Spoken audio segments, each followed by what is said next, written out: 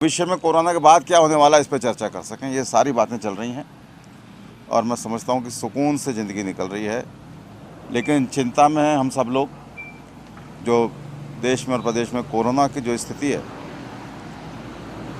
उसके लिए सारे लोग ये चिंतित हैं कि इस पे को और अधिक नियंत्रण में कैसे किया जाए, जिससे जो ये संख्या का घटना बढ़ना है, ये जो पॉजिटिव हैं संक्रमित लोग हैं उनकी संख्या जो है उसका घटना बढ़ना ये नियंत्रण में आ सके, कैसे हम पूरे प्रदेश को, पूरे देश को सुरक्षित रख सकें, इस बारे में हम लोग आपस में चर्चा करते रहते हैं। बयान दे दिए आपने कल, क्या जानकारी सरकार की? नहीं, अभी तक बयान नहीं दिया। अभी तक उनका फ़ोन आया था, मैंने कहा मैं अभी इधर हूँ, कल फ़ोन आया था मैं इधर व्यस्त हूँ, आज कल में 1-2 दिन में मैं जाऊँगा बयान देने। लेकिन आप जानते हैं कि जांच जब होती है तो बयान बताए नहीं जाते, उससे जांच प्रभावित होती है, तरह तरह की बातें। सर कुछ सबूत दिए आपने? कहना ये सारी बातें एक बार मेरे बयान हो जाएं, उसके बाद में कितनी बातें बताने लायक हैं, कितनी छुपाने लायक हैं, उसके बारे में ये फैसला होगा। मैं किसी भी तरीके से, मैं क्या कोई भी जांच को प्रभावित नहीं करना चाहता। जांच अपने तरीके से हो। हमने अपना काम कर दिया कि हमने एसीबी में और एसओजी में हमने शिकायत भेज दी और अब काम आगे उनका है। वो किस तरीके से जांच करते हैं, कितनी करते हैं, क्या करते हैं, ये सारा एसओजी का और एसीबी का उनका अपना तरीका है। लेकिन हम किसी भी तरीके की बयानबाजी में नहीं पढ़ना चाहते। हम चाहते हैं दूध का दूध और पानी का पानी हो। हमारी बयानबाजी से को अननेसेसरी दबाव की राजनीति बताया जाएगा, इसलिए मैं इससे बचना चाहता हूँ।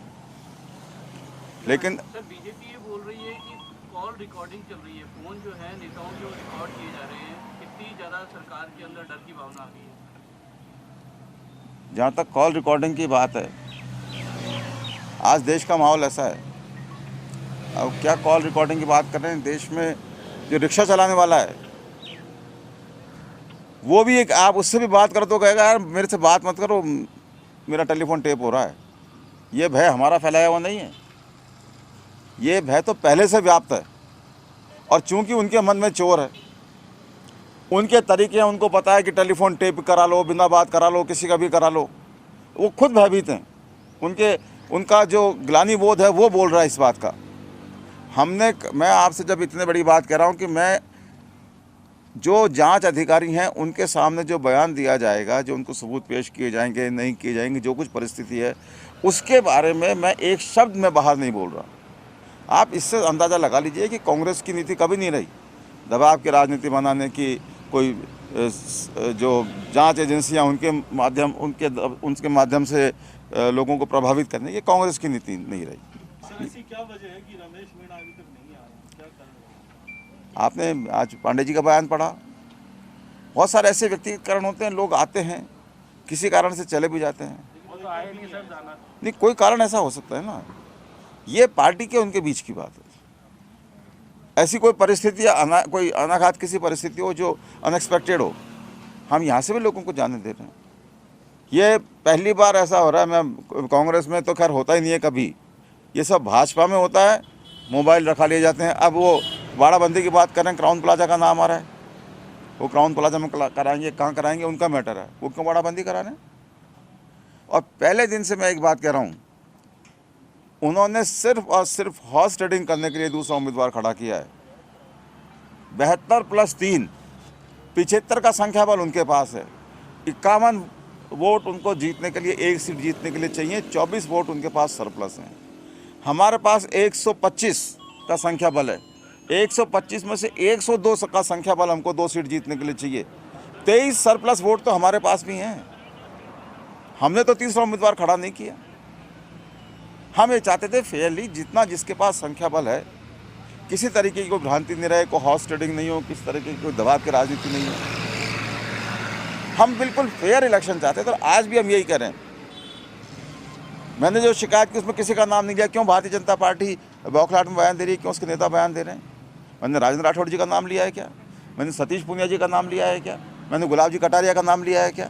मैंने तो किसी का नाम नहीं लिया, उनकी पार्टी का नाम भी नहीं लिखा शिकायत में। जांच होगी जो जांच में निष्कर्ष निकलेगा सामने आ जाएगा। वो क्यों घबरा रहे हैं?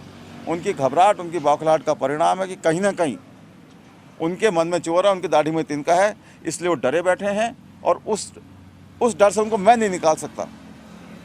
जो भी जांच रिपोर्ट आएगी वो निष्कर्ष सामने आएगी। सर, एक भरत सिंह जी ने भी लेटर लिखा है कि जो राज्यसभा के कैंडिडेट होते हैं उनको विधायक जानते ही नहीं है, एक ऐसे चेहरे लाके खड़े कर दिए जाते हैं अचानक। ये उनकी अपनी सोच है और पार्टी में अपनी सोच को अपने नेता तक, अपना हाईकमान तक पहुंचाना हर आदमी का अधिकार है। मैं नहीं समझता कि उन्होंने किसी प्रकार से कोई ऐसा काम किया हो जो उनको नहीं करना चाहिए। उनका मन आया, उन्होंने लिखी चिट्ठी। अब हाईकमान उनकी चिट्ठी पे क्या फैसला करता है, कितना विचार करता है और उनके और हाईकमान के बीच में क्या बात होती है, मेरे ख्याल से कोई आपत्तिजनक बात नहीं है।